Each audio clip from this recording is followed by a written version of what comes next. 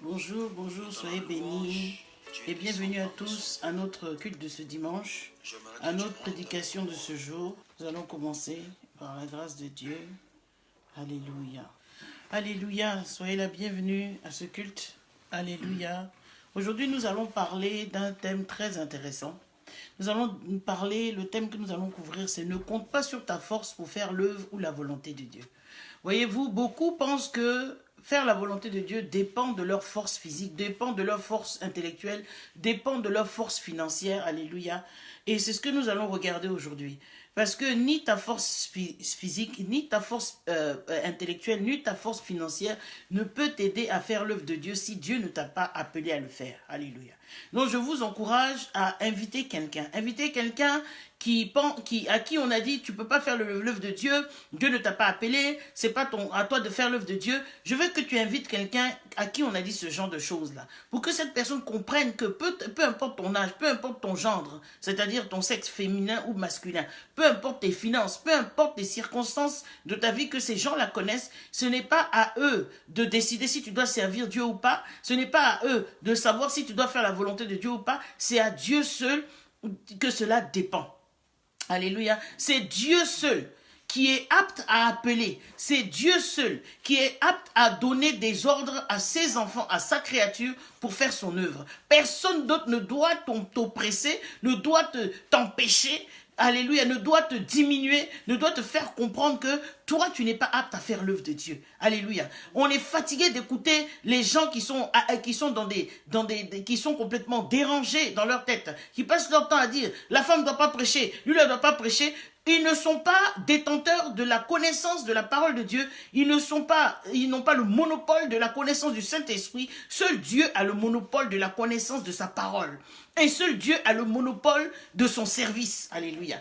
Donc je voudrais inviter tout un chacun à inviter quelqu'un à qui on a dit, toi tu ne dois pas servir Dieu, toi tu ne dois pas prêcher, toi tu ne dois pas faire ceci, toi tu ne dois pas faire cela. Ça c'est l'homme qui a parlé, ce n'est pas Dieu qui a parlé. Alléluia. La Bible dit en Zacharie 4, versets 6 à 7, et c'est sur ça que je vais commencer. Il dit, alors il reprit et me dit, Zacharie 4, versets 6 à 7, il dit, c'est ici la parole que l'Éternel adresse à Zorobabel. Ce n'est ni par la puissance, ni par la force, mais c'est par mon esprit, dit l'Éternel des armées. Qui es-tu, grande montagne, devant Zorobabel? Tu seras aplani, il posera la pierre principale au milieu des acclamations, grâce, grâce, grâce pour elle. Alléluia. D'abord, je voudrais définir les mots. Je voudrais définir le mot force, surtout. Alléluia. Il dit, ce n'est ni par la puissance, ni par la force. Alléluia. Donc, le mot force, selon le petit Larousse, c'est une énergie. C'est la vigueur physique. C'est la force. Alléluia. Et selon le dictionnaire biblique Emmaüs, le mot force, c'est la force véritable et la capacité d'exercer l'autorité efficacement, et cela appartient à Dieu. C'est-à-dire que, selon le dictionnaire biblique Emmaüs, la force appartient à Dieu. Et c'est Dieu qui nous donne cette habilité d'utiliser la force. Alléluia. Amen. Donc pour nous dire que quand nous servons le Seigneur, quand nous faisons l'œuvre de Dieu, quand nous faisons la volonté de Dieu, ce n'est pas par notre propre force, mais c'est par la force de celui qui nous a appelés. Alléluia. Donc le contexte, c'est quoi? Voici, la Bible dit que le Seigneur parle ainsi et adresse la parole à Zorobabel. Alléluia. Donc Zorobabel, alléluia. Donc ici la Bible dit que Zacharie, parce que c'est dans le livre de Zacharie, donc on parle au prophète Zacharie. Zacharie n'est pas l'intermédiaire par lequel l'encouragement divin devait parvenir à Zorobabel. Alléluia. Le Seigneur lui-même, il s'est chargé de ce que la parole arrive à Zorobabel. Il dit, Dieu avait tout à l'heure. Dieu avait tout préparé, alléluia, et avait encouragé Jéhoshua, c'est Jéhoshua de qui il s'agit, à reprendre ses fonctions sacerdotales. C'est-à-dire, voici un serviteur de Dieu qui se trouvait devant une situation où il était découragé, il ne voulait plus faire l'œuvre de Dieu, parce que on lui a dit, peut-être toi tu n'es pas apte, peut-être qu'on lui a dit, toi tu es un vaurien, toi tu connais rien, on lui a peut-être dit toutes sortes de choses. Donc, il pensait qu'il ne pouvait pas accomplir la volonté de Dieu. Mais la Bible dit que le Seigneur a parlé. Le Seigneur dit que l'Éternel adresse à Zorobabel. C'est-à-dire que le Seigneur envoie un message pour son serviteur. Le Seigneur envoie un message pour son envoyé. Alléluia. Et le Seigneur encourage Zorobabel, alléluia, en lui donnant l'assurance que malgré sa faiblesse, malgré ses difficultés, malgré même la nation dans laquelle il a été appelé, malgré même le travail qu'il a peut-être fait auparavant, lui, Dieu, il est avec lui. Si seulement si son envoyé s'attache à lui, il aura gain de cause. Alléluia. Donc je voudrais dire à quelqu'un cet après-midi que peu importe ce qu'on t'a dit, peu importe ce que les gens disent, peu importe ce que les gens pensent, peu importe ce que les gens font même dans le secret. Parce que les gens, ils sont tellement hypocrites. Ils te rient devant et puis derrière, ils te critiquent, ils te vilipendent, ils disent toutes sortes de choses en ton absence. Mais peu importe toutes ces choses-là, le Seigneur dit que c'est lui qui a aplani, c'est lui qui fait toutes choses et c'est lui qui permet que tu fasses son œuvre. Alléluia. Et il encourage ici que si tant que la personne est attachée à lui, cette personne va arriver à bon port. Cette personne va pouvoir accomplir sa volonté. Alléluia. Il dit par mon esprit. C'est-à-dire que sans ta force, sans une armée, sans tout ce que tu veux, alléluia. Zorobabel pouvait se dire, mais comment cette œuvre peut être accomplie? Toi-même, tu peux te dire que, mais comment est-ce que je peux accomplir cette chose? Comment est-ce que je peux réussir dans cette œuvre? Mais le Seigneur répond et dit, ce n'est point ici une œuvre accomplie par la force humaine, mais c'est par mon esprit. C'est moi seul Dieu qui permet que cette œuvre puisse s'accomplir. Alléluia. Je veux encourager quelqu'un cet après-midi. On est fatigué des gens qui passent leur temps à décourager les gens dans l'œuvre de Dieu. Non, toi tu es une femme, tu ne peux pas servir Dieu. Non, la Bible dit, non, Paul a dit, Paul n'est pas Dieu. L'apôtre Paul n'est pas Dieu. Il est un serviteur de Dieu comme tout un autre. Il est dans la chair et il était capable de faire des erreurs. Et quand nous lisons la Bible, nous savons que Paul a fait beaucoup d'erreurs. Alléluia. Mais ça, on n'en parle jamais. On le fait passer pour un héros. On le fait passer pour un ange, pour un homme parfait. Bien aimé, quand on est en train de lapider Étienne, la Bible dit que Paul, il tenait les vêtements de ceux qui lapidaient Étienne. Ça veut dire qu'il n'était pas parfait, c'était un meurtrier. Alléluia. Il avait la chair qui dominait. Il était un être humain, rempli d'erreurs et rempli de fautes. Alléluia. Non, on ne peut pas se baser sur la parole d'un être humain pour dire que Dieu dit Dieu dit que la femme ne doit pas prêcher. Alléluia. Et les gens sont cramponnés là-dessus, ils sont campés là-dessus et ils fatiguent les gens et ils empêchent des gens que Dieu a appelés à le servir. Alléluia. C'est une honte. Alléluia. Il dit dans les derniers temps, je répandrai mon esprit sur toute chair. Il n'a pas dit dans mes derniers temps, je vais répandre mon esprit sur les hommes. Ou bien les hommes de 20 ans à 30 ans. Ni les hommes de 30 ans à 40 ans. Il a dit sur toute chair. Tant que tu es dans la chair et que tu as reçu l'esprit de Dieu, Dieu peut t'envoyer. Alléluia. Amen. Dieu peut t'envoyer. Pourquoi je dis ça? Parce qu'il dit que si même nous ne voulons pas l'adorer, il peut susciter des pierres. Ça veut dire qu'il a appelé tous ceux qui sont prêts à aller pour lui. Il les a appelés. Qu'est-ce qui peut nous empêcher de servir Dieu? On est fatigué des gens qui sont villageois dans la tête. Alléluia. Nous devons arrêter de les écouter. Nous devons marcher selon l'Esprit de Dieu. Alléluia. Et la réponse que le Seigneur a donnée ici à Zorobabel est une application plutôt qu'une explication. Alléluia. Il n'a pas donné, il n'était pas en train de se justifier. Dieu n'a pas besoin de se justifier auprès de nous. Dieu est en train de dire, voilà ce que je veux. Il n'est pas en train de dire, non, j'ai dit cela parce que ce sont les hommes qui se justifient. Dieu n'a pas à se justifier. Alléluia. Dieu, il n'a pas à se justifier. Alléluia. Amen. Alléluia. Si cette parole te fait du bien, je t'invite à inviter quelqu'un. Parce que beaucoup de gens ont besoin d'être délivrés de cette histoire de Dieu dit, Dieu dit, Dieu a dit. Dieu a dit, il ne faut pas que la femme prêche. Dieu a dit ceci, Dieu a dit cela. Il ne faut pas qu'on fasse ça. Il ne faut pas qu'on fasse ci. Finalement, on ne doit plus vivre. Donc, demandez à Dieu de nous enlever en même temps alors. Demandez à Dieu de nous enlever. Parce que Dieu ne peut pas nous mettre sur la terre des hommes. Et puis, on a le droit de rien faire. Donc, mais qu'il nous enlève en même temps. Ce sera plus simple. Alléluia. Comme ça, personne ne va pécher. Personne ne va offusquer son camarade. Alléluia. Les gens nous fatiguent. Les gens, moi, je suis fatigué des gens à qui Dieu parle matin, midi, soir. Et c'est à eux seuls que Dieu dit, on ne doit pas faire ça. On ne doit pas faire ceci. On ne doit pas porter le pantalon. On ne doit pas... Mais attendez, vous pensez que Dieu a le temps de ça? Il y a trop de choses sur la terre des hommes là. Pour que Dieu s'attarde sur des petites choses. Surtout qu'il ne nous voit pas comme nous nous voyons. Dieu nous voit comme des esprits. Donc il n'a pas le temps de regarder si tu as porté un pantalon, tu as porté une jupe. Il n'a pas le temps de ça. Et n'oublions pas que le vêtement, c'est selon les cultures de chacun. Il y a des cultures où le pantalon n'existe pas. Les hommes comme les femmes attachent des pagnes. Bon, là-bas, là, tu vas aller dire à l'homme de ne pas attacher le pagne, mais tu vas sembler être ridicule parce qu'ils ne connaissent pas ça. Il y a des cultures où les gens sont nus. Bon, tu vas aller leur dire quoi là-bas? Dieu dit de ne pas être nu. Vous voyez? Donc, nous devons faire attention. Nous devons faire attention à notre façon d'adresser les gens selon les cultures. Nous devons faire très très attention. Alléluia. Il dit grande montagne. Alléluia. Donc ici, Zorobabel voit devant lui une œuvre qui lui paraît impossible à accomplir. Oui, parce que nous pouvons voir que l'œuvre est impossible à accomplir. Je vous assure que servir le Seigneur, ce n'est pas une bête histoire. D'autres voient ça comme une mode. Ce n'est pas une mode, c'est un sacrifice de tous les jours. Servir Dieu. Souvent, tu dois choisir entre faire l'œuvre de Dieu et manger. Souvent, tu dois choisir entre faire l'œuvre de Dieu, entre faire les choses de l'œuvre de Dieu et payer tes factures. Alléluia. Est-ce que lorsque tu vas te trouver face à des situations comme ça, qu'est-ce que tu vas pouvoir choisir? C'est pas facile de faire l'œuvre de Dieu. Parce que souvent, tu n'en as pas. Tu n'en as pas. Mais tu dois faire confiance à ce Dieu qui t'a appelé. Alléluia. Donc Zorobabel voit ici l'œuvre tellement difficile, il se dit, mais comment est-ce que je vais pouvoir accomplir cette chose-là? Comment est-ce que je vais pouvoir franchir cette montagne? Cette montagne est inaccessible, Seigneur. Alléluia.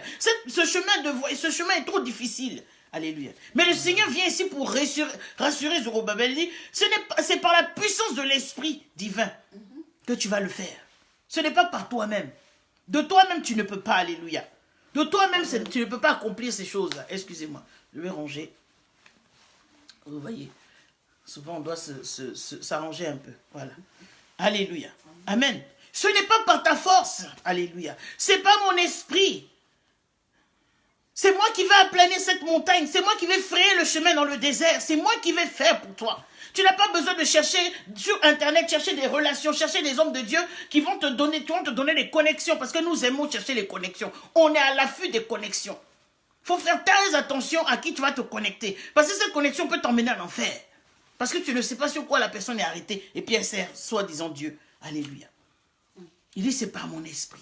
C'est par ma puissance. C'est moi qui vais te permettre de franchir cette étape. C'est moi qui vais te permettre de franchir cette montagne. C'est moi qui vais te permettre de gravir les échelons. Nous voyons les gens courent partout derrière l'argent. Ils cherchent l'argent, ils courent derrière l'argent. Pourtant, la Bible dit que c'est la bénédiction qui va te poursuivre. Je ne sais pas pourquoi nous poursuivons l'argent. Nous poursuivons la bénédiction. Et qu'est-ce que nous appelons la bénédiction? Alléluia. La bénédiction peut être la bonne santé.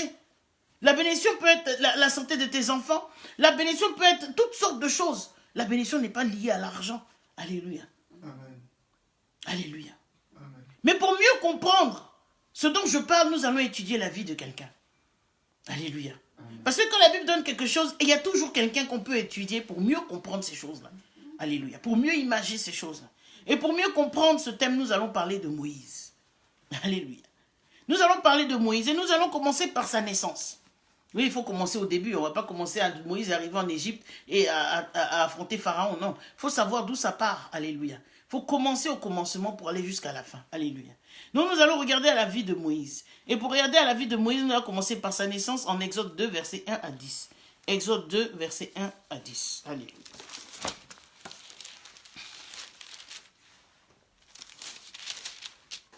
La Bible dit, un homme de la maison de Lévi avait pris pour femme une fille de Lévi. Et cette femme devint enceinte et enfanta un fils. Elle vit qu'il était beau et elle le cacha pendant 3 mois.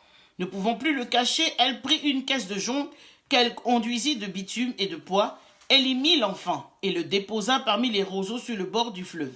La sœur de l'enfant se tint à quelque distance pour savoir ce qui lui arriverait. La fille de Pharaon descendit au fleuve pour se baigner. Et ses compagnes se promenèrent le long du fleuve. Elle aperçut la caisse au milieu des roseaux et elle envoya sa servante pour la prendre.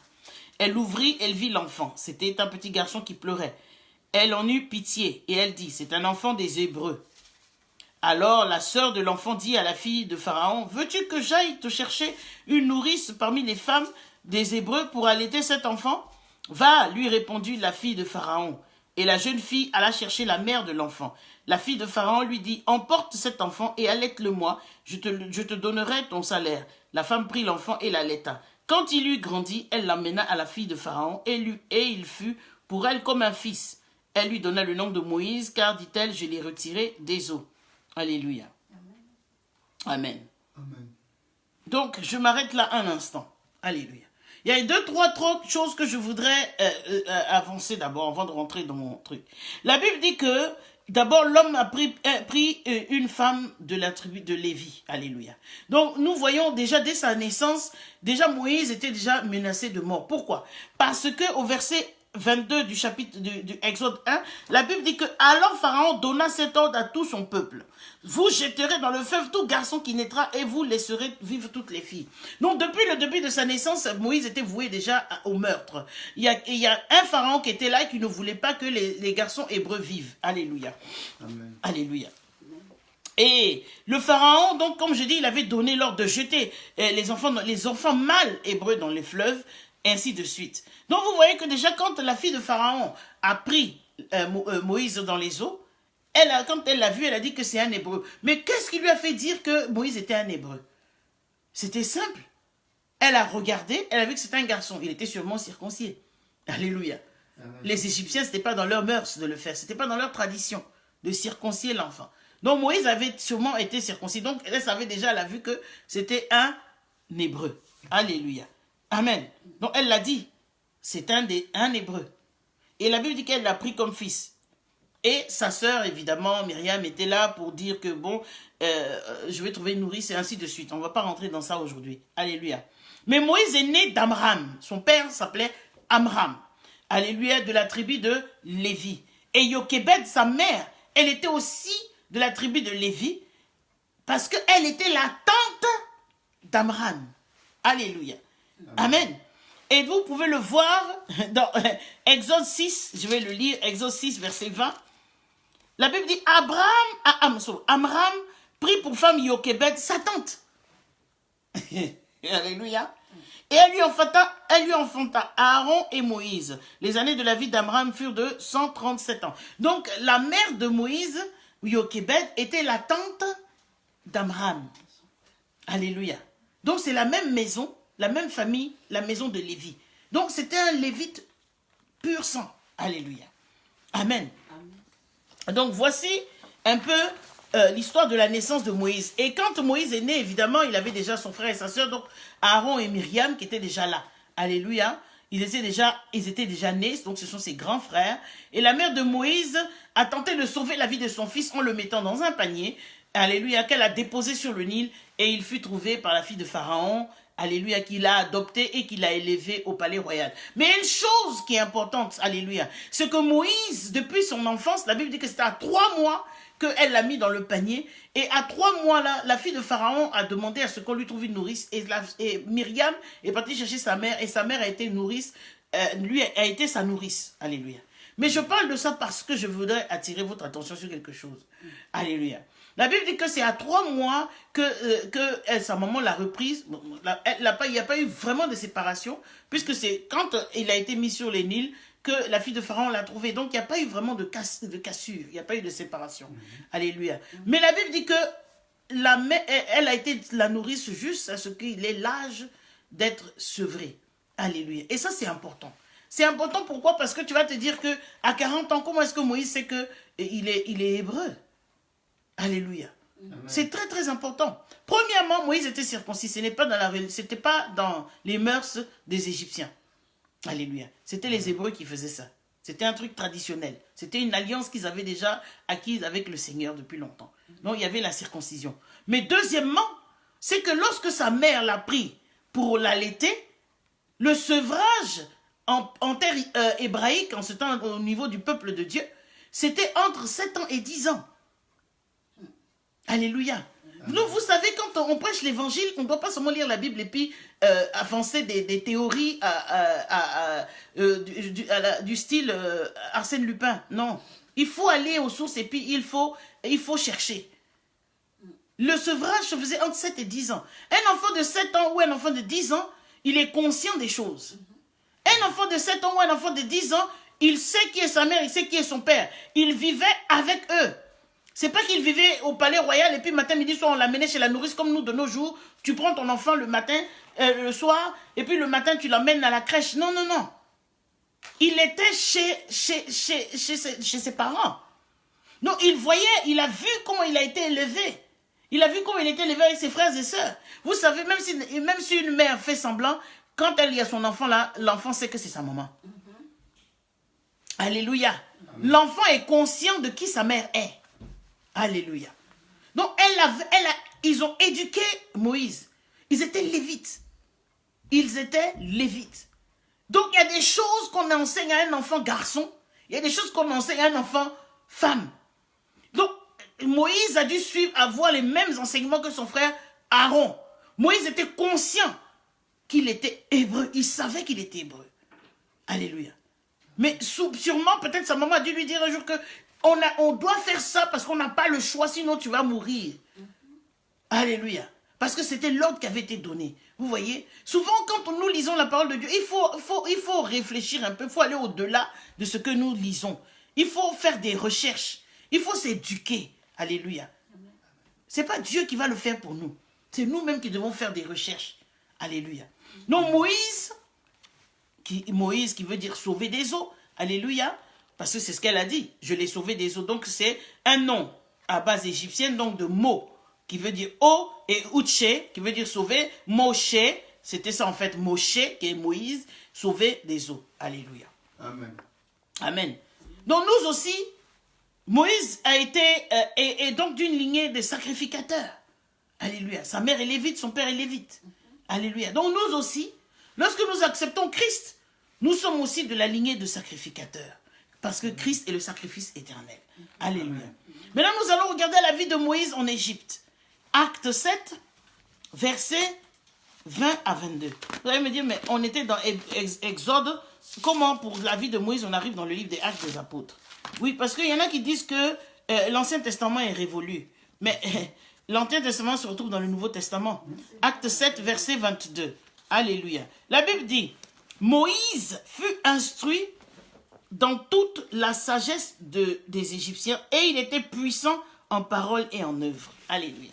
Donc, maintenant nous regardons à la vie de Moïse en Égypte. Sa vie en Égypte. Alléluia.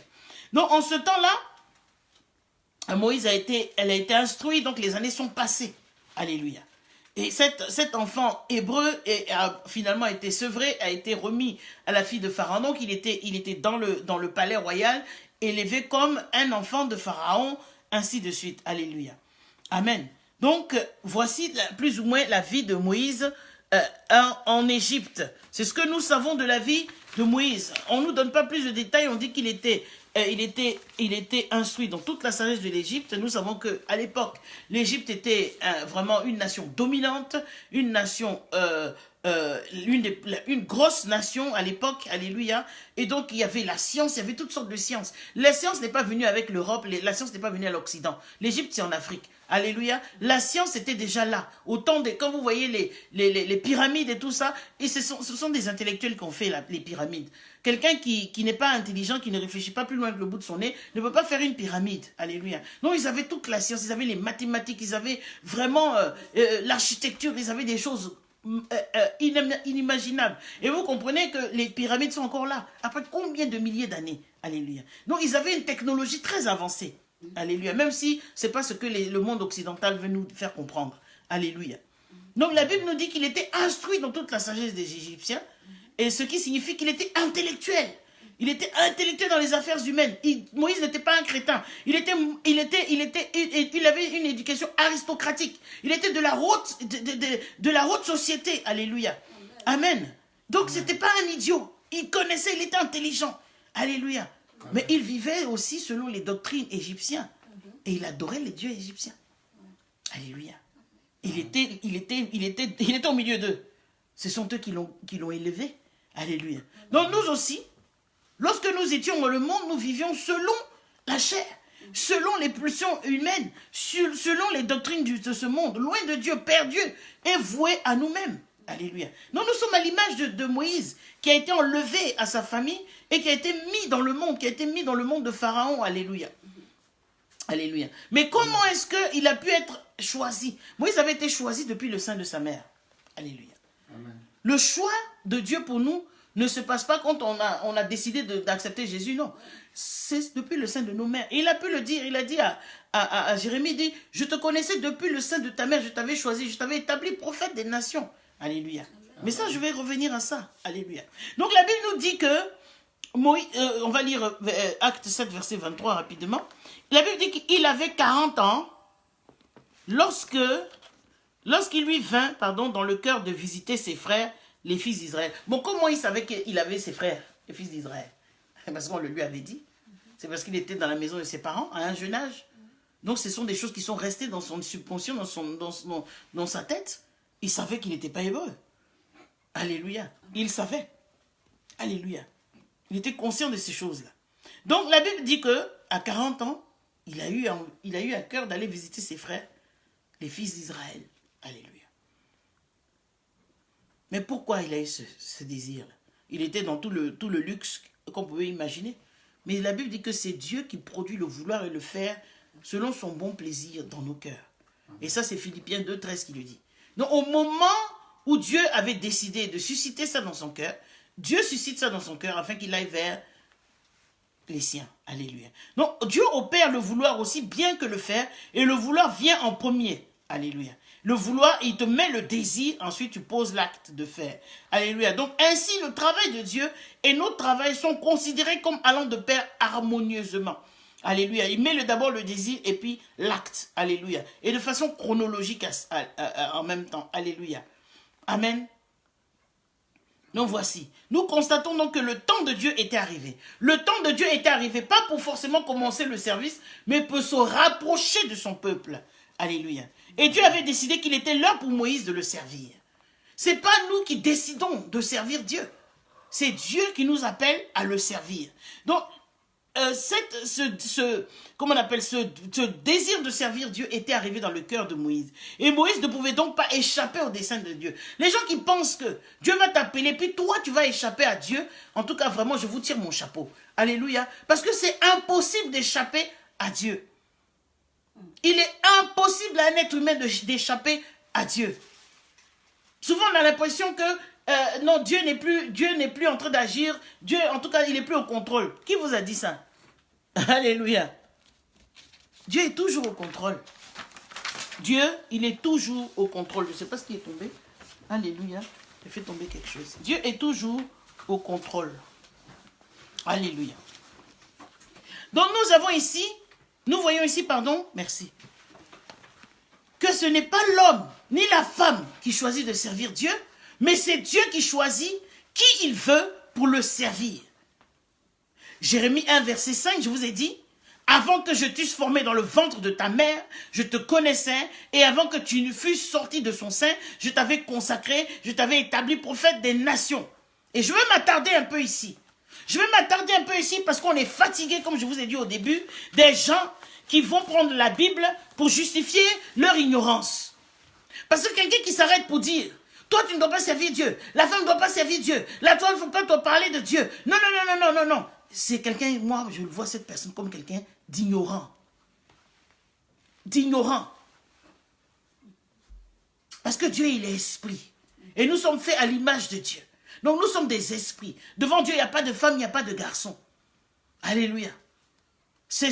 Nous sommes dans des corps. Mais devant Dieu, nous sommes des esprits dans un corps. Ce corps que vous voyez, c'est une enveloppe.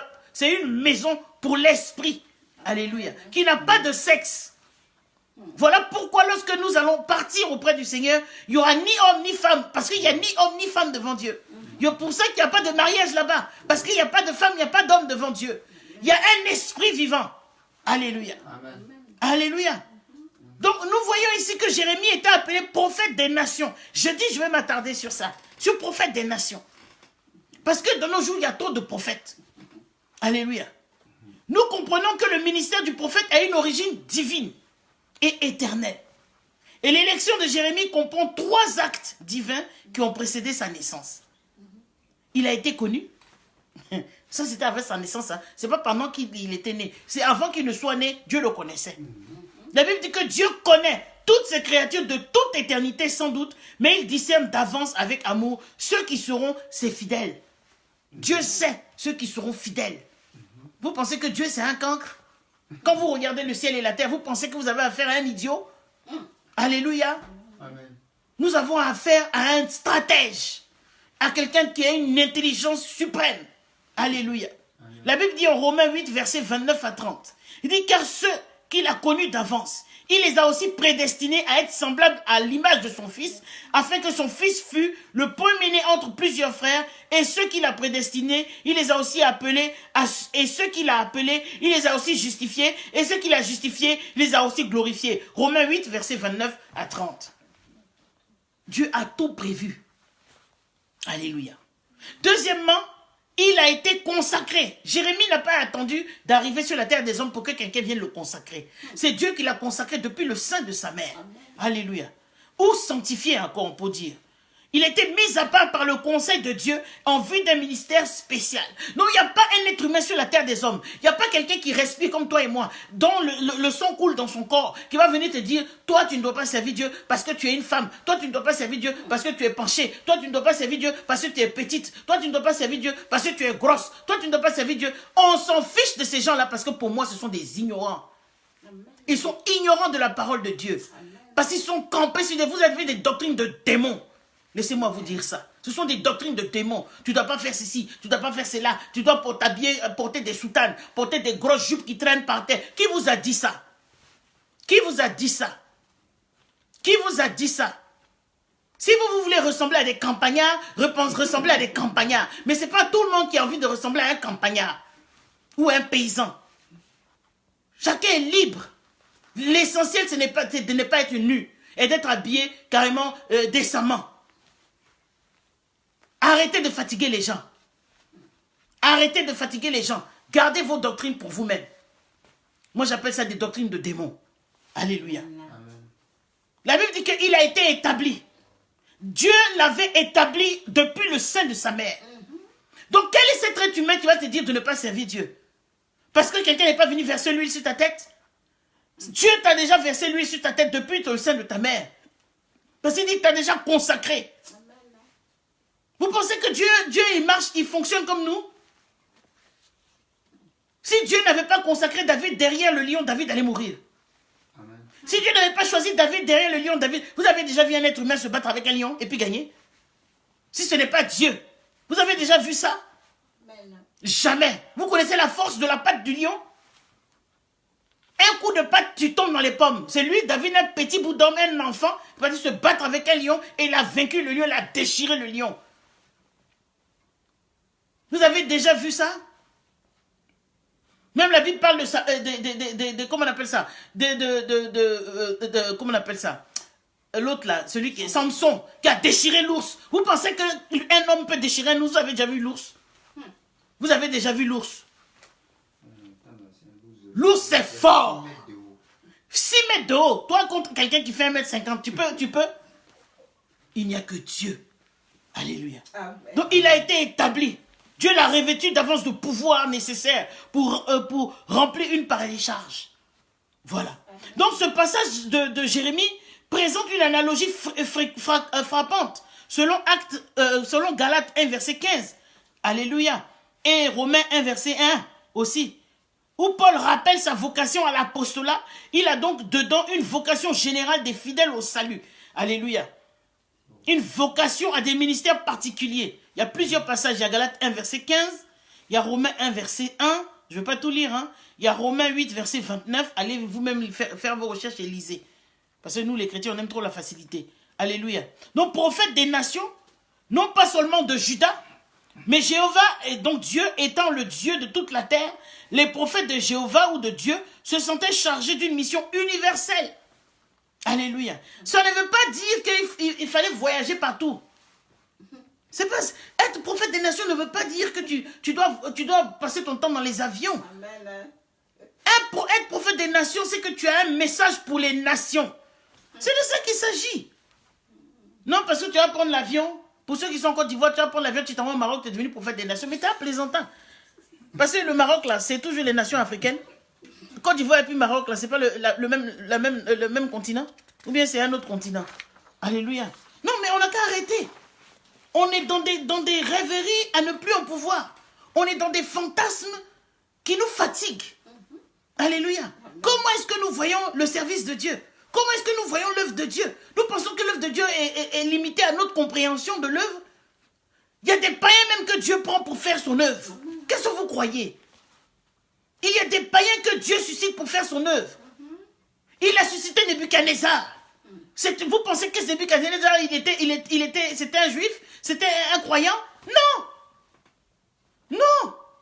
Et de nos jours, le Seigneur suscite des gens qui ne croient pas en lui pour servir, pour faire ce que lui veut. Il est Dieu. Alléluia. Donc l'église n'a qu'à arrêter de se leurrer. Alléluia. Ce n'est pas nous qui choisissons de servir Dieu. Mais c'est Dieu qui nous choisit pour le servir. Et il l'a dit clairement dans sa parole. Donc nous constatons que Moïse était jeune et fort. Il avait 40 ans. Il était vraiment au plus haut de sa forme. La Bible dit qu'il était instruit. Selon les Égyptiens, donc il était intellectuel, il était sportif, il était tout ce qu'on veut. Alléluia. Et il comptait sur ses forces physiques. Alléluia. Pourquoi je dis qu'il comptait sur ses forces physiques? Parce que la Bible dit que lorsqu'il est parti visiter son frère, il a vu un Égyptien maltraiter un Hébreu et il l'a tué. Il l'a tué comment? Pas avec une arme, avec sa force physique. Donc Moïse pensait que c'était avec sa force physique que lui, il allait servir Dieu. C'est mal connaître Dieu. C'est mal connaître Dieu. Parce que nous autres qui n'avons pas la force, là, on ne va pas servir Dieu alors. Si on doit compter sur notre force physique. Nous, on est petite. On a tous les bobos du monde. Alléluia. Donc on n'a pas de force. Amen. Amen. Moïse ne pouvait pas compter sur sa force. Moïse montre ici un zèle pour ses frères. Il était zélé. Alléluia. Amen. Mais son zèle n'était pas selon la volonté de Dieu. Alléluia. Amen. Si Moïse connaissait réellement bien Dieu, il allait comprendre que tuer l'Égyptien n'était pas nécessaire pour servir Dieu. Dieu n'a pas besoin que tu commettes des meurtres pour le servir. Dieu n'a pas besoin que toi-même tu te fasses justice pour le servir. Non, Dieu n'a pas besoin de ce genre de choses-là. Alléluia. Dieu a besoin seulement de ton obéissance et de ta soumission. Alléluia. Amen. Moïse a couru avant le temps. Et beaucoup d'entre nous courons avant le temps. Nous sommes pressés. Nous voulons montrer aux gens que nous aussi, Dieu nous a appelés. Et nous voulons courir avant le temps. Voici pourquoi Moïse a tué quelqu'un. Parce que dans le plan de Dieu, il ne devait pas tuer quelqu'un. Donc c'est son zèle, sa précipitation qui l'a emmené à tuer l'Égyptien. Et qui a fait qu'il a dû fuir. Vous voyez? Alléluia. Il a voulu se précipiter dans l'œuvre. Il a voulu se presser dans l'œuvre. Alléluia. Et comment tu le sais? La Bible dit qu'il a regardé ça et là. Exode 12, verset 12. On retourne dans Exode. Hein? On va se balader un peu. Alléluia. Il a regardé à droite, à gauche. Bien aimé, quand tu sers Dieu et que tu es dans la vérité de Dieu, tu n'as pas besoin de t'inquiéter de qui t'a vu. Ou qui ne t'a pas vu. Alléluia. Alléluia. Parce que tu ne sers pas pour les gens. Tu sers pour Dieu. Donc celui qui t'a vu, qui t'a pas vu, on s'en fiche. Alléluia. Cette nuit-là, la Bible dit, Attends, est-ce que je suis bien là où je veux être? Non, je me suis... Ça doit être Exode 1, verset 12. Exode, attendez. Exode 2, et puis j'ai mis 12. Verset 12. Ouais. 2, 12. Exode 2, verset 12, excusez-moi. La Bible dit, il regarda de côté et d'autre, sinon ça et là. Il regarda ça et là, et voyant qu'il n'y avait personne, il tua l'Égyptien et le cacha dans le sable. Toi, tu vas vers tes frères, et tu trouves une situation. Tu tues quelqu'un et tu regardes à droite et à gauche. Bon, ça veut dire qu'on ne t'a pas envoyé pour tuer. Alléluia. Donc Moïse regarde ça et là, ou encore, pardon, de part et d'autre. Et quand on agit avec Dieu bien-aimé et pour Dieu, dans la pleine intelligence de ses pensées, quant aux détails de l'œuvre, on n'a pas besoin de regarder ça et là. On n'a pas besoin de s'inquiéter. Alléluia. Amen. Parce que si Dieu lui avait vraiment dit d'aller et de tuer l'Égyptien, il n'avait pas besoin de s'inquiéter. Dieu allait se charger de ça. Voilà pourquoi lorsqu'on a arrêté Jésus et que Pierre, dans son zèle, il a sorti son épée pour couper l'oreille de Malchus, Jésus a dit ça, c'est pas nécessaire. Il a pris l'oreille, il l'a recollé. Et on n'est pas en train de parler de tuer quelqu'un ici. On est venu m'arrêter, laisse-moi, je vais partir. Alléluia. La volonté de Dieu, la Bible dit que le plan de Dieu s'est suivi d'aucun chagrin. Il n'y a pas de souffrance dedans. De souffrance inutile que toi-même tu ajoutes dedans. Là. Dieu n'a pas besoin de ça. Voilà. Donc Moïse, nous voyons qu'il a été pressé. Il a été pressé de rentrer dans l'œuvre de Dieu avant son temps. Alléluia.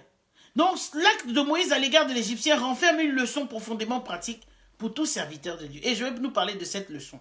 il y a deux circonstances qui s'y attachent. D'abord, la Bible dit, la crainte de la colère de l'homme. Parce que pour qui regarde à droite, à gauche, qu'est-ce qu'il cherchait en fait? Parce qu'il sait que Dieu l'a vu. Donc ce n'est pas que Dieu l'ait vu qui le dérangeait, mais c'était la crainte de la colère de l'homme. Alléluia. Amen. Et la crainte, et l'espoir d'obtenir la faveur de l'homme. Et ça, là, ça nous fatigue dans le service. La crainte de la colère de l'homme et l'espoir d'obtenir la faveur de l'homme.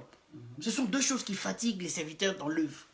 Le serviteur de Dieu ne devrait s'inquiéter ni de l'un ni de l'autre, ou de l'une ni de l'autre. Pourquoi? La crainte de la colère des hommes ne peut rien faire pour toi. L'espoir d'obtenir la faveur de l'homme ne peut rien faire pour toi. Alléluia.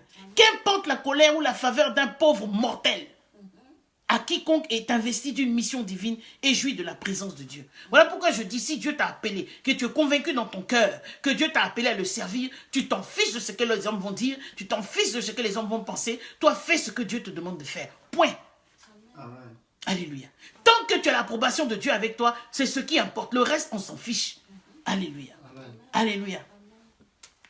Donc ces deux choses, ces deux circonstances, ont pour un tel homme moins d'importance que la menue poussière qui s'attache à une balance. Ne t'ai-je pas commandé, fortifie-toi et sois ferme, ne te laisse point terrifier et ne sois point effrayé, car l'Éternel ton Dieu est avec toi partout où tu iras. Josué 1, verset 9. Dieu dit à Josué ici, ne t'inquiète pas de l'homme, ne cherche pas la faveur de l'homme, ne regarde pas la colère de l'homme, ne regarde même pas l'approbation de l'homme, parce que moi, Dieu, je t'ai envoyé et je suis avec toi. C'est ce qui est important. Ne sois pas effrayé, Josué, n'aie pas peur, bien-aimé, à qui est sous le son de ma voix. Dieu dit, c'est lui qui t'a appelé, tu ne dois pas être effrayé, parce que partout où tu iras, il sera avec toi. C'est ce qui est important. Alléluia. C'est ce qui est important. Et encore, il dit, et ceins-toi, et toi, ceins tes reins, et lève-toi, et dis-leur tous que ce que je te commanderai, ne sois point effrayé d'eux, de peur que moi, je ne t'épouvante devant eux. C'est-à-dire que si tu as peur de servir Dieu devant les hommes, Dieu lui-même va t'épouvanter devant eux. Et moi, voici je t'établis aujourd'hui comme une ville forte, et comme une colonne de fer, et comme des murailles d'airain, contre tout le pays, contre les rois de Juda, ses princes, ses sacrificateurs et le peuple du pays. Et ils combattront contre toi, mais ils ne prévaudront pas sur toi, car moi je suis avec toi, dit l'Éternel pour te délivrer. Jérémie 1, verset 17 à 19. Ça ne peut pas être plus clair que ça. Alléluia. Ça ne peut pas être plus clair que ça. Le serviteur de Christ ne regarde pas à droite ni à gauche. Il ne regarde pas ça et là. Il agit selon ce conseil de sa sagesse divine. Que tes yeux regardent droit en avant et que tes paupières se dirigent droit devant. Proverbe 4, 25. Alléluia. Donc la sagesse divine nous conduit toujours à regarder en haut et en avant. Pas à regarder à droite, ni à gauche, ni au-dessus de notre épaule. Qui nous a vus? Qui va dire quoi? Qui va penser quoi? Qui va chercher quoi? On s'en fiche. Alléluia. Amen. C'est ce que Dieu dit. C'est ce que Dieu nous a donné comme instruction. C'est ce qui doit nous faire marcher. C'est ce qui doit nous faire aller de l'avant. Alléluia. Amen. Il y a des gens, par contre, ils sont tellement sûrs d'eux-mêmes. Je ne parle pas de l'assurance de soi. Hein. Je parle de l'assurance en Dieu. Parce qu'il y en a qui sont tellement sûrs d'eux-mêmes qu'ils rentrent dans des activités dans lesquelles Dieu ne les a pas envoyés. Alléluia. Dans lesquelles Dieu ne les a pas destinés. Après, ils ont tous des problèmes. Et puis, non, c'est Dieu qui m'avait dit. C'est pour ça que j'ai dit, les dieux m'a dit là. C'est très dangereux. Alléluia. Quand Dieu ne t'a rien dit, tu te tais. Tu n'es pas obligé de dire que Dieu t'a dit. Parce qu'avec le temps, on voit que c'est un mensonge. Avec le temps, on voit que c'est toi-même qui t'es imaginé ça. Il ne faut pas prendre tes désirs pour Dieu m'a dit. Il ne faut pas prendre tes pensées pour Dieu m'a dit. Parce que il y a l'esprit qui parle à ta chair, il y a toi-même et puis il y a le diable. Alléluia. Donc dans les trois choses, il faut essayer de discerner qui t'a parlé. C'est ta chair? C'est le diable ou c'est Dieu? Alléluia. Nous devons faire très attention. Alléluia. Tu dois, quand quelqu'un vient te dire quelque chose, tu écoutes. Tu écoutes d'abord avec ta chair. Tu écoutes avec l'esprit, donc tu discernes. Alléluia. Et tu écoutes, tu pèses, tu regardes la parole de Dieu. Et tu vois si ce que la personne te dit là, c'est cohérent. ça va avec ce que la Bible dit. Si ça ne va pas avec ce que la Bible dit, mais tu n'as pas besoin de prendre ça. Tu rejettes cette chose. Alléluia. Tu n'es pas obligé de dire à la personne, non, ça là, ça vient du diable. Tu dis, ok, j'ai compris. Pour passer à autre chose. Parce que tu n'as pas de compte à rendre à qui que ce soit. C'est au dernier jour que nous allons rendre compte à Dieu. Nous serons face à face avec lui. Et ce jour-là que nous allons rendre compte. Pour tout ce que nous avons fait sur la terre. Pour ce que tu as écouté, ce que tu n'as pas écouté. Ce qui t'a influencé, ce qui t'a pas influencé. Tout ça là, tu vas rendre compte à Dieu ce jour-là. Alléluia.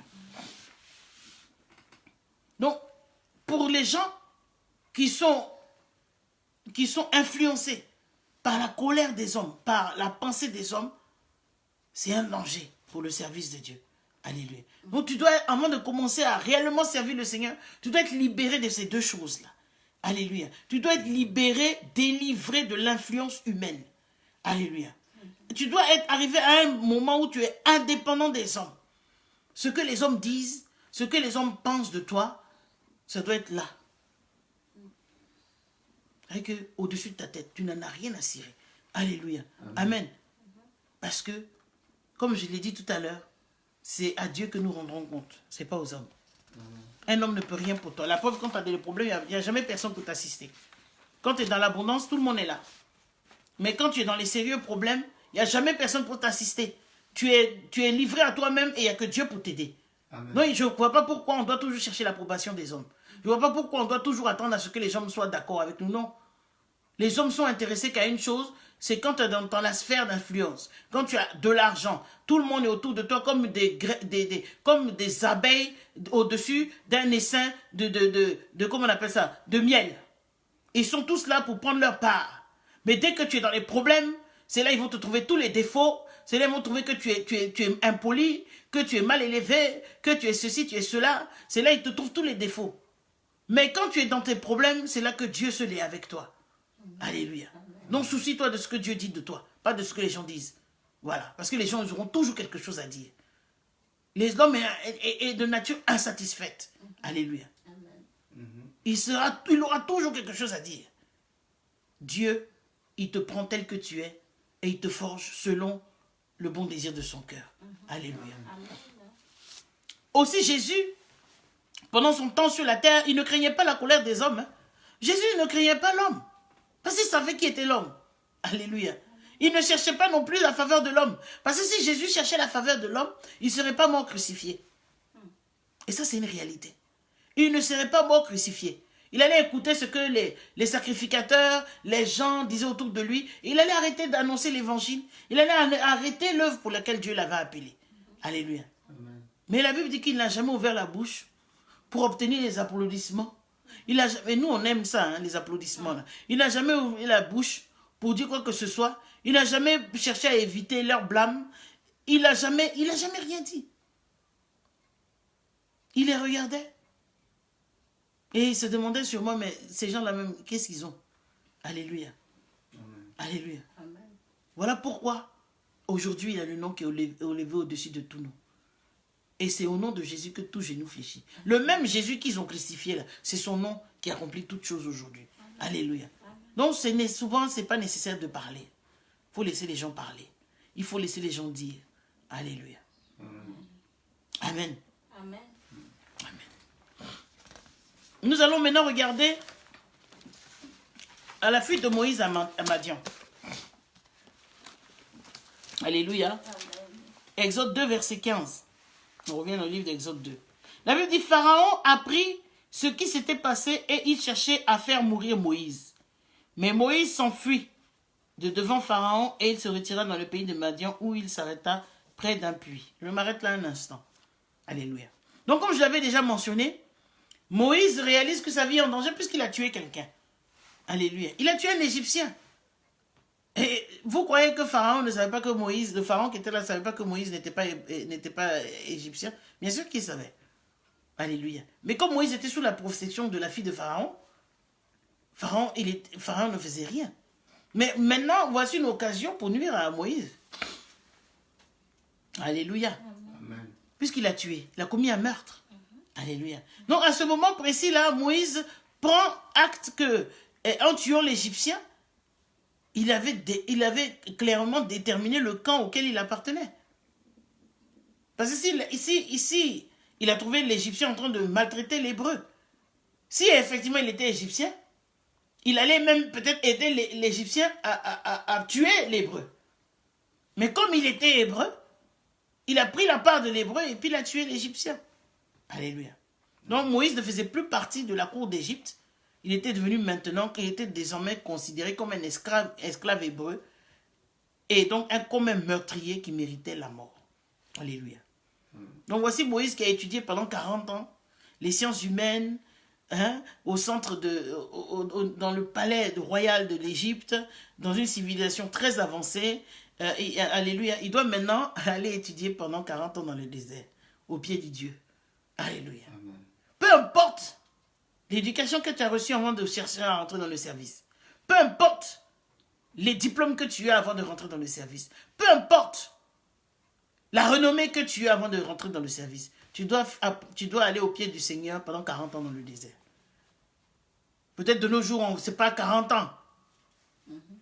Mais tu dois toujours te retrouver au pied du Seigneur à apprendre dans le désert. Alléluia. Amen. Parce que les premières années de ta vie ont été l'apprentissage des hommes. Mais à partir du moment où le temps du service est arrivé, l'apprentissage pour servir Dieu doit être au pied de Dieu. Celui qui t'a appelé là, il est à même de t'apprendre ce qu'il veut que tu fasses pour lui. Amen. Alléluia. Amen. Amen. Donc Dieu avait besoin d'épurer Moïse. Alléluia. Amen. Parce que Moïse devait apprendre à agir, non seulement pour le Seigneur, mais par le Seigneur. Alléluia. Amen. Et c'est là que nous, souvent, nous avons un problème. Parce que nous ne prenons pas le temps d'aller au pied du Seigneur pour apprendre. Dès qu'on sent qu'il y a un appel, on se lance dedans. Et il y a un danger. Donc Moïse s'enfuit à Madian et il décide de rester là-bas. Il se marie avec Séphora, nous connaissons toute cette histoire, et il fonde sa famille. Alléluia. Donc cette période de sa vie a été une période de préparation. Rappelez-vous qu'il avait 40 ans quand il s'est affui d'Égypte. Hein? Alléluia. Donc le voici dans un séjour à Madian, où c'est vrai qu'il se marie, il est berger et tout ça. Donc il apprend maintenant à devenir berger. Il s'occupe des brebis. Alléluia. Les brebis, ça représente les âmes. Donc il va à l'école du ministère, selon Dieu.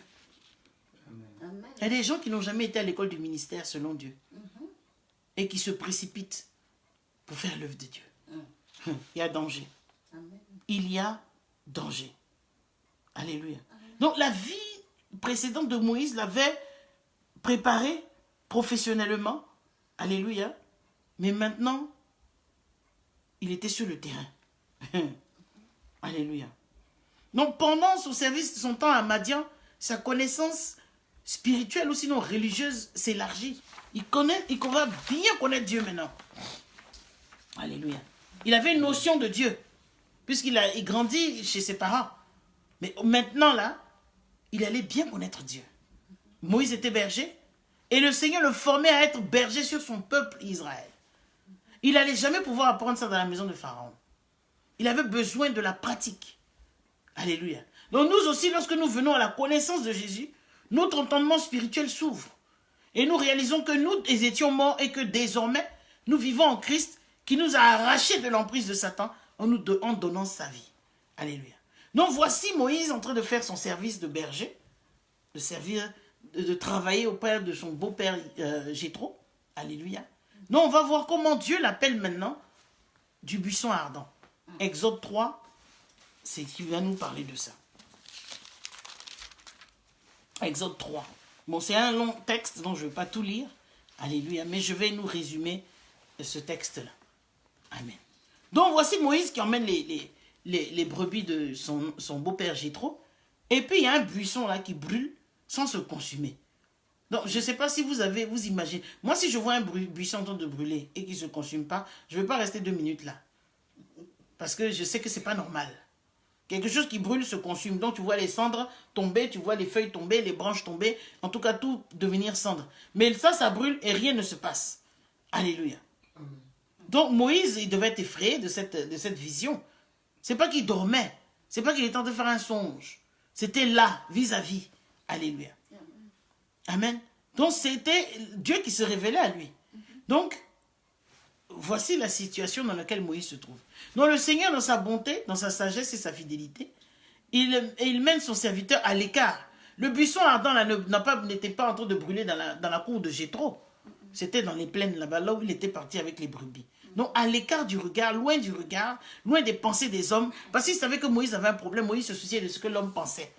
Moïse se souciait de ce que l'homme allait dire. Puisque au moment où il a tué l'Hébreu, il a regardé à droite et à gauche. Moïse n'avait pas encore l'assurance. Et quand tu étudies la vie de Moïse, quand tu étudies Moïse lui-même, tu te sais que Moïse était bègue. Donc il avait déjà un handicap qui peut-être le complexait. Alléluia. Il était complexé. Alléluia. Il était peut-être physiquement attrayant, peut-être intellectuellement d'une connaissance vraiment très, très élevée, mais il avait un problème. C'était un bègue. Nous connaissons les bègues. Ils n'ont qu'à être les plus beaux, ils n'ont qu'à avoir tout l'argent, mais dès qu'ils ouvrent la bouche pour parler, tout le monde va se moquer. Pour dire que c'est un bègue. Il n'avait pas la parole facile. Alléluia. Et ça, c'est un handicap. Et effectivement, voilà pourquoi sûrement il s'occupait de ce que les gens disaient de lui, parce que peut-être il a grandi avec des moqueries, même dans la maison de Pharaon, où il n'était pas le seul dans la maison de Pharaon. Il y avait aussi d'autres enfants. Alléluia. Amen. Amen. Amen. Donc Moïse avait besoin d'être à l'écart des yeux des hommes pour que le Seigneur se révèle à lui. Il en avait besoin lui-même. Alléluia.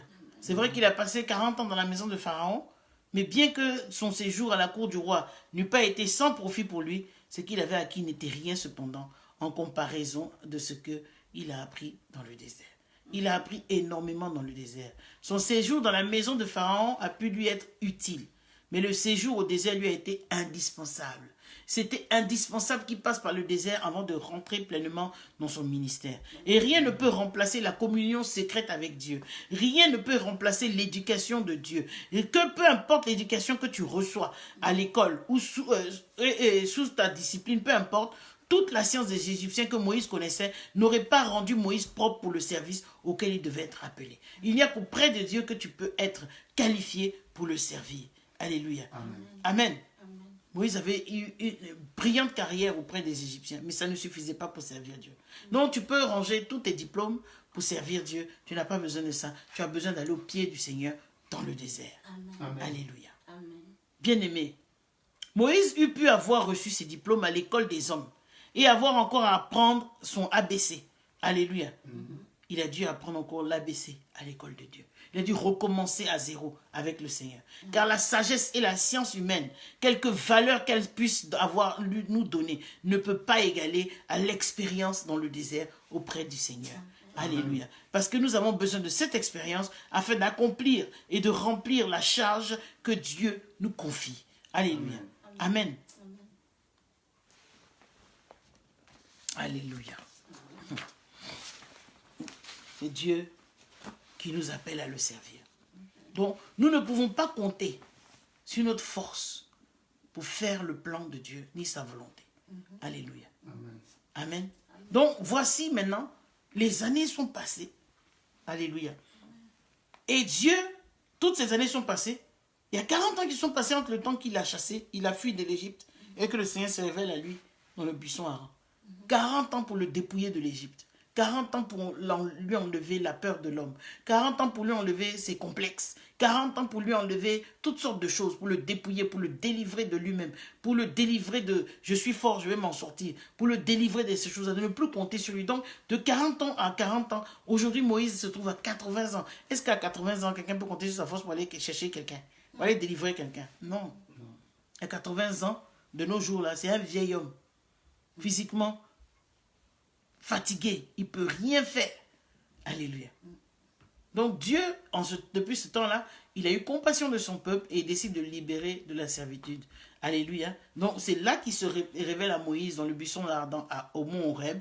Et il lui dit que, bon, Moïse, tu dois retourner en Égypte. Le Seigneur se présente à lui et dit, je suis celui qui suis. Alléluia. Donc tu dois retourner en Égypte là-bas. C'est moi qui t'ai choisi, tu dois retourner en Égypte. Donc Moïse a dit, mais attends, moi je vais aller, je ne peux pas retourner en Égypte. C'est pas possible. Alléluia. Et puis en plus, tu sais que je ne sais même pas parler. Tu sais que j'ai un problème. Je vais aller dire quoi à Pharaon, moi? Alléluia. Vous voyez, tant que le Seigneur lui-même n'a pas mis les mots dans ta bouche, ne t'hazarde pas. Alléluia. Parce que de lui-même Moïse, devant Pharaon, avec son handicap de bègle, et c'est ce que Pharaon devait dire, mais celui-là, je l'ai vu grandir ici, là, de quoi il parle? Il ne peut même pas s'exprimer. Je vais faire quoi avec lui? Alléluia.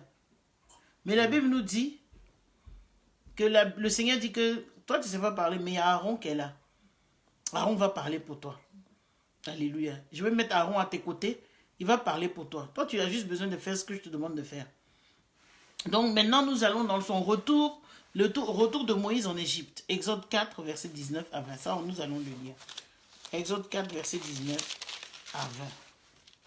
La Bible dit, l'Éternel dit à Moïse, en Madian, va, retourne en Égypte, car tous ceux qui en voulaient à ta vie sont morts. Moïse prit sa femme et ses fils, les fils montés sur des ânes et retourna dans le pays d'Égypte. Il prit dans sa main la verge de Dieu. Alléluia. Alléluia.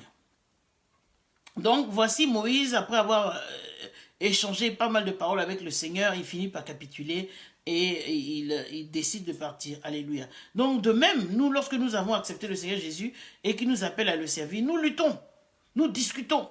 Nous ne voulons pas obéir à la voix de Dieu. Nous ne voulons pas servir le Seigneur. Alléluia. C'est très rare de trouver des gens qui sont dans la joie d'aller servir Dieu. Hein? Parce que le service de Dieu, là, tu sais qu'il y a la galère là-bas. Il y a des jours où tu ne vas pas manger, ce n'est pas que tu es en jeûne, c'est parce qu'il n'y en a pas pour que tu manges. Alléluia. Donc ce n'est pas quelque chose de facile. De nos jours, les gens sont dans la joie d'aller servir le Seigneur. Parce que tout ce qu'ils voient, ils voient les offrandes, ils voient les dîmes, ils se disent que tel pasteur là qui sert Dieu, il a une grosse voiture, il a une grosse maison, il a ceci, il a cela. Donc on est attiré par le matériel. Mais le service de Dieu n'est pas synonyme de matériel. Hein? Il y en a qui vont mourir là, dans l'œuvre de Dieu, ils n'auront jamais les moyens d'acheter une grosse voiture. Ils n'auront jamais les moyens d'acheter une grosse maison. À moins que si eux-mêmes, ils ont leur activité à côté qui leur permet de le faire. Mais si on doit attendre 10 000 offrandes des fidèles là, mais tu peux mourir pauvre. Hein? Parce que les gens ne sont pas prêts. Les gens veulent les attributs de Dieu, mais ils ne veulent pas payer le prix pour Dieu. Ils veulent recevoir de Dieu, mais ils ne veulent rien faire pour Dieu. Non, non, non, non, non.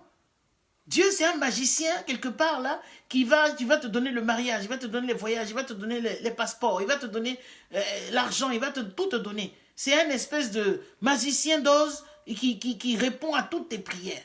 Mais toi, tu restes dans ton péché, tu restes dans ta condition, et puis Dieu va faire tout ça. Mais attendez, on est sûr qu'on est où, là? On est dans quoi? Alléluia. On est dans quoi? On sert Dieu, et puis on est dans les fétiches, on est dans toutes sortes de choses. Mais on ne sert pas Dieu. Dieu n'est pas dans ces choses-là. Alléluia. Alléluia. Soyons sérieux. Les temps sont mauvais. Les temps sont mauvais. Nous devons regarder, quand nous regardons l'actualité de maintenant, nous ne regardons pas l'actualité avec ce que les gens disent à la télé. Hein. Les CNN, les BBC, les France 24, et tous ces médias de mensonges-là. On regarde l'actualité avec ce que la Bible dit. On regarde l'actualité avec ce que la parole de Dieu dit. Et on fait des recherches. Aujourd'hui, gloire à Dieu, nous avons les réseaux sociaux. Dans les réseaux sociaux aussi, il y a la manipulation et il y a une part de vérité. Donc, tu cherches la part de vérité. Alléluia. Sinon, il y a beaucoup de mensonges, de part et d'autre. De la propagande. Pour faire les lavages du cerveau. Il y a des gens qui leur lavent. Il n'y a même pas besoin de leur laver le cerveau. Parce que le cerveau, même, il n'y a rien dedans pour faire le lavage. Alléluia. Il n'y a que du beurre là-dedans. Alléluia. Donc, il n'y a rien à laver. Il faut qu'on réfléchisse un peu. Un tout petit peu. Alléluia. Amen. Donc, voici Moïse qui retourne en Égypte. Alléluia. Je l'ai déjà lu, non? Amen. Donc, il part avec sa famille, alléluia, le Seigneur dit que tous ceux qui en voulaient à sa vie, ils ne sont plus. Donc Dieu s'est chargé de faire le nettoyage derrière lui, de dégager tout le monde. Et c'est comme ça Dieu. Hein? Ne croyez pas que Dieu n'agit pas. C'est pour ça que les gens qui s'acharnent sur les serviteurs de Dieu, là, un matin ils se réveillent, c'est lui qui va se mettre sur les réseaux sociaux pour vilipender les hommes de Dieu, pour les insulter, pour les critiquer, pour casser les papos d'après eux. Continuez à casser les papos. Quand les malheurs s'abattent sur vos familles, là, ne cherchez pas loin, ne cherchez pas les sorciers, cherchez votre bouche qui passe leur temps à gâter le nom des serviteurs de Dieu. C'est Dieu qui se charge de vous. La Bible dit qu'avant de chercher à combattre quelqu'un là, il faut chercher à savoir qui est derrière la personne. C'est pas tout le monde qu'on critique. Ce n'est pas tous les serviteurs de Dieu qu'on vilipende. Ce n'est pas tous les serviteurs de Dieu sur lesquels on va se mettre là pour parler. Je ne suis pas en train de dire que les serviteurs de Dieu sont parfaits. Je suis simplement en train de dire de faire attention. Les casseurs de papos en désordre là.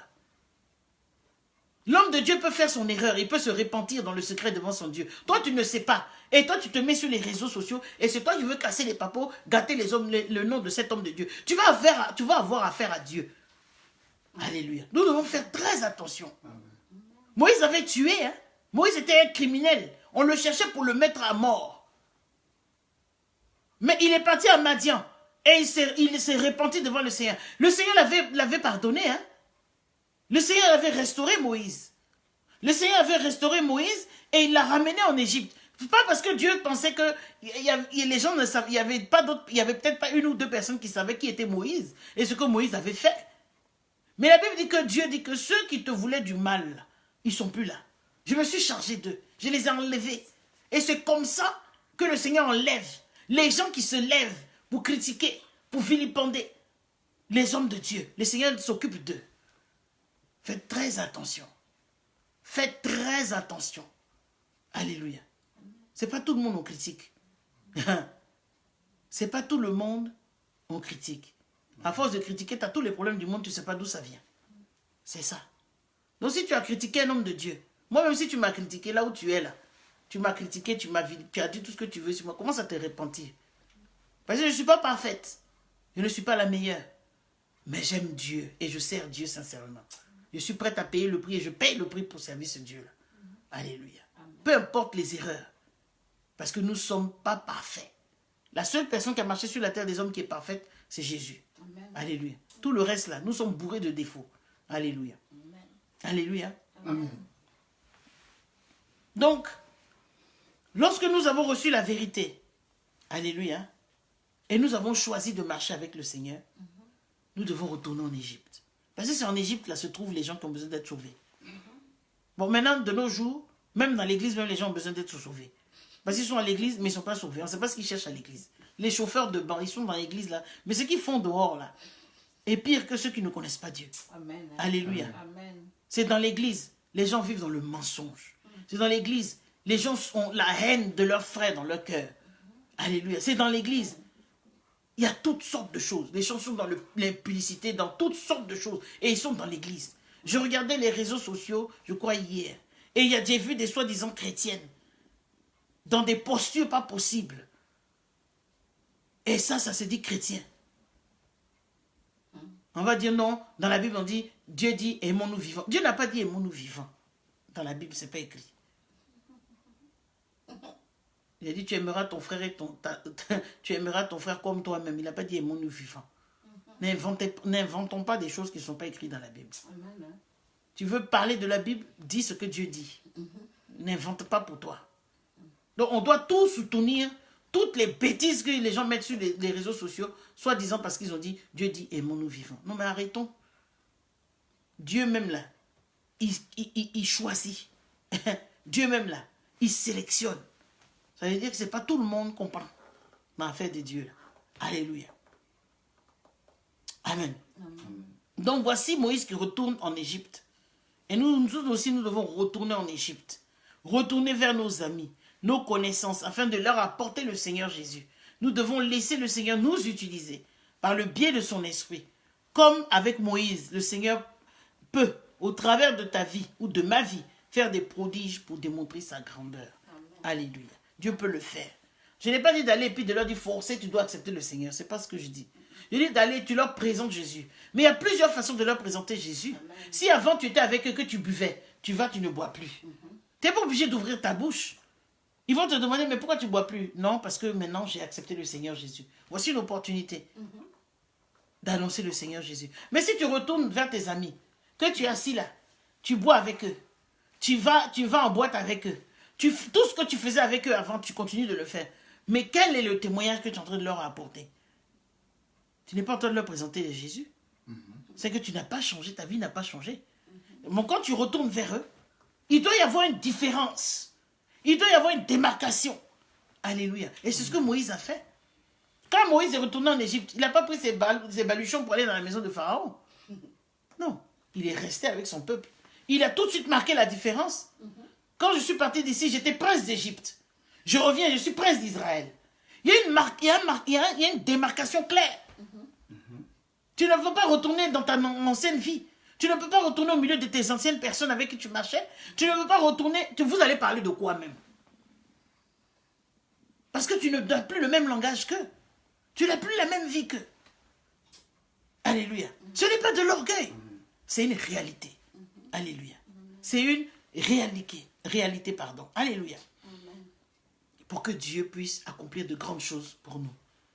Alléluia. Donc maintenant, nous voyons que Moïse est là maintenant. Et puis il annonce Jésus. Vous allez dire que mais il n'a pas parlé de Jésus. Je vais vous montrer comment Moïse a annoncé Christ. Alléluia. Deutéronome 18, versets 15 à 18. Je vous ai dit, il y a plusieurs façons d'annoncer Christ. Hein? Alléluia. Dans tous les temps, depuis la Genèse jusqu'à l'Apocalypse, les gens ont annoncé Christ. Même si tu ne le sais pas, je vais te le dire aujourd'hui. Alléluia. Deutéronome 18, versets 15 à 18. Je vais le lire. La Bible dit, l'Éternel ton Dieu, te suscitera du milieu de toi, d'entre tes frères, un prophète comme moi. Vous l'écouterez. Il répondra aussi à la demande que tu fis à l'Éternel ton Dieu à Horeb, le jour de l'assemblée, quand tu disais que je n'entende plus la voix de l'Éternel mon Dieu, et que je ne vois plus ce grand feu, afin de ne pas mourir. L'Éternel me dit, ce qu'ils ont dit est bien. Je leur susciterai du milieu de leurs frères un prophète comme toi. Je mettrai mes paroles dans sa bouche, et il leur dira tout ce que je lui commanderai. Alléluia. Il dit, je mettrai mes paroles dans sa bouche. Bon, je reviens encore sur cette histoire de prophète-là. Les gens qui se mettent sur les réseaux sociaux puis qui disent, ce soir à 20h, parole prophétique, ce soir à 20h, déclaration prophétique. La Bible dit que le Seigneur dit que lui-même, il va mettre les paroles dans la bouche. Donc, c'est Dieu qui vous a dit que ce jour-là, à 18h, lui va parler. Non, il faut qu'on arrête. Et c'est sur ces directs-là, il y a des milliers de personnes pour écouter des balivernes. Alléluia. Dieu ne parle que lorsqu'il a envie de parler. Et il n'a pas besoin d'envoyer un télégramme, d'annoncer, d'envoyer un email ou un texte message pour dire que je vais parler le dimanche à 20h. Non, Dieu ne fonctionne pas comme ça. Il faut qu'on arrête. Dieu parle quand il a envie de parler. Mais si tu veux entendre la voix de Dieu chaque jour, prends ta Bible et puis lis-la. Parce que c'est la voix de Dieu. Alléluia. Amen. Non, la Bible dit que c'est le prophète que Dieu lui-même il va susciter. Et il suscite un prophète en chaque temps pour répondre aux besoins de son peuple. Donc si tu as un prophète qui est au-devant de toi, qui ne répond pas à tes besoins, quand je dis à tes besoins, c'est pas qu'il va te donner de l'argent, mais il te donne des conseils. Il dit tu écouteras le prophète et tu vas prospérer. Alléluia. Donc quand tu fréquentes un prophète, ta vie doit changer. Est-ce que je parle à quelqu'un? Tu ne peux pas rentrer dans l'axe d'un prophète, rester avec un prophète, rester à l'ombre d'un prophète et ta vie va demeurer la même. Ce n'est pas possible. Alléluia. Ce n'est pas possible. Tous ceux qui ont marché autour de Jésus, leur vie a été changée. Tous ceux qui ont marché autour de Jésus, leur vie a été transformée. Donc tu ne peux pas marcher avec un prophète et demeurer le même. Ce n'est pas possible. Alléluia. Donc si tu es avec un prophète 1 an, 2 ans, 3 ans et que ta vie demeure la même, il faut te revoir. Et il faut revoir ce prophète-là. Alléluia. Quelque chose doit se passer dans ta vie, forcément.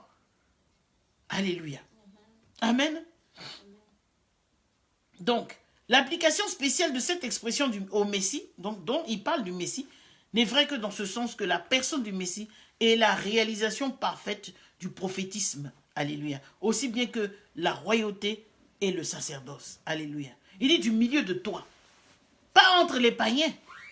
Alléluia. Même s'ils sont riches. Alléluia. Mais du milieu de toi. Psaume 90, verset 1 dit, Prière de Moïse, homme de Dieu. Seigneur, tu as été pour nous un refuge de génération en génération. Donc, dès le début de ce psaume, l'homme de Dieu, donc Moïse, exprime son sentiment que tout est en faillite. Hormis le Seigneur, tout ce qui se confie en lui. Tout ce qui se confie dans l'Éternel ne peut jamais être déçu. Alléluia. Donc le Seigneur lui-même exprime la même pensée au terme de son ministère sur la terre. Le ciel et la terre passeront, mais mes paroles ne passeront point. Alléluia. Luc 16, verset 29 dit, Abraham répondit, ils ont Moïse et les prophètes qui les écoutent. Alléluia. Vous allez me dire d'où ça sort. Luc 16, verset 29. Luc 16, verset 29 parle du riche et de Lazare. Alléluia. Le riche est mort, il est allé en enfer. Et Lazare est mort, le pauvre Lazare. Je ne parle pas de Lazare que Jésus a ressuscité, l'ami de Jésus. Je parle de Lazare, le mendiant, le pauvre, qui avait des ulcères partout sur le corps, dont la Bible parle dans le livre de Luc. Allez dans le livre de Luc et lisez. Luc à partir du chapitre 16. Alléluia. Et vous allez voir l'histoire. Le riche était dans l'abondance, il était dans tout ce qu'il voulait. Il méprisait tout le monde, il méprisait même Lazare et tout. Mais quand ils sont morts, voici Lazare avec Abraham. Alléluia. Et puis le riche est dans la souffrance là-bas. Alléluia. Et le riche a demandé à ce que Moïse Abraham envoie Lazare sur la terre pour parler à ses frères, pour leur dire que, en tout cas, l'enfer et le paradis, là, c'est une réalité. Alléluia. Et puis Abraham l'a dit, mais ils ont Moïse et les prophètes. Ça veut dire qu'ils ont la parole de Dieu. Moïse et les prophètes représentent la loi. Alléluia. La loi, les livres de la loi. Vous savez qu'à l'époque, il n'y avait pas le Nouveau Testament et l'Ancien Testament. Il y avait la Torah, il y avait les saintes Écritures, les rouleaux. Alléluia. Donc il dit, ils ont ça. Ils ont qu'à l'écouter. De nos jours, on n'écoute pas les prophètes. On écoute seulement les menteurs. Parce que ceux-là ne sont pas des prophètes. Alléluia. La Bible dit que si tu écoutes le prophète, tu vas prospérer. Alléluia. Le vrai prophète, le vrai prophète ne va pas te parler de ta culotte, de tes quoi. Il ne va pas te parler de ça. Le vrai prophète va te mettre face à la réalité. Le vrai prophète va prendre ta vie là et puis te parler selon la parole de Dieu pour que ta vie change. Pour qu'il y ait quelque chose. Toi-même, tu vas palper si tu es dans la vérité. Ici, le prophète te dit de la vérité. Mais de nos jours, on n'aime pas les prophètes qui vont nous dire la vérité. On aime les prophètes qui vont nous mentir, qui vont nous faire miroiter ce qui n'existe pas. Alléluia. Alléluia. Donc Abraham dit, ben, ils ont Moïse et puis les prophètes qui les écoutent. Ils ont la parole de Dieu qui l'écoutent. Et Moïse était un type, une image de Christ. Alléluia. Moïse était prophète. Moïse était avocat. Je vais vous donner les passages à lire. Moïse était prophète, acte 3, versets 22 à 23. Vous allez le lire de vous-même. Je ne vais pas le lire. Alléluia. Je veux que vous alliez et puis vous fassiez vous-même vos recherches. C'est important. Acte 3, versets 22 à 23. Moïse était prophète. Moïse était avocat. Exode 32, versets 31 à 35. Et puis 1 Jean 2, versets 1 à 2. Allez lire. Moïse était intercesseur. Exode 17, donc je vais reprendre tout à l'heure. Exode 17, versets 1 à 6. Et Hébreux 7, verset 25. Moïse était chef ou roi. Deutéronome 33, verset 4 à 5. Ésaïe 55, verset 4. Et Hébreux 2, verset 10. Je reprends. Moïse était prophète, acte 3, verset 22 à 23. Moïse était avocat, Exode 32, verset 31 à 35. Et 1 Jean 2, verset 1 à 2. Moïse était intercesseur, Exode 17, verset 1 à 6. Et Hébreux 7, verset 25. Il était aussi chef ou roi, Deutéronome 33, verset 4 à 5. Ésaïe 55, verset 4. Et Hébreux, verset 2 à 10. Alléluia. Moïse, il a été fidèle comme serviteur sur la maison de l'Éternel. Alléluia. Mais est-ce que nous pouvons, comme Moïse, dire à Dieu, l'Éternel est ma force? Est-ce que nous pouvons dire que l'Éternel est ma force dans notre service? Est-ce que nous ne comptons pas sur nous-mêmes nos ressources pour servir Dieu? Moi, je ne peux pas compter sur mes ressources, je ne travaille plus, ça fait quand même un bon moment. Je compte que sur Dieu. C'est lui qui fait toutes choses. Et croyez-moi qu'il pourvoit. Il pourvoit. On n'est jamais, quand je dis on, je parle de mon mari et moi, on n'est jamais parti trouver quelqu'un pour dire prêtez-nous de l'argent. Faites ceci, faites cela. On vit avec ce que Dieu nous donne. C'est pas facile parfois. C'est difficile même par moments. Alléluia. On est obligé de jongler par moments. Parce qu'on n'a pas le choix. Mais Dieu, dans sa grande miséricorde, il permet que nous ayons un toit sur nos têtes. Il permet que nous ayons le minimum. Alléluia. Parce que nous comptons sur lui. Ne compte pas sur ta force pour faire l'œuvre de Dieu. Ne compte pas sur ton compte en banque pour faire l'œuvre de Dieu. Ne compte pas sur les gens pour faire l'œuvre de Dieu, ni la volonté de Dieu. Ne compte pas sur les on m'a dit les promesses de l'homme pour faire l'œuvre de Dieu. Compte sur Dieu seul.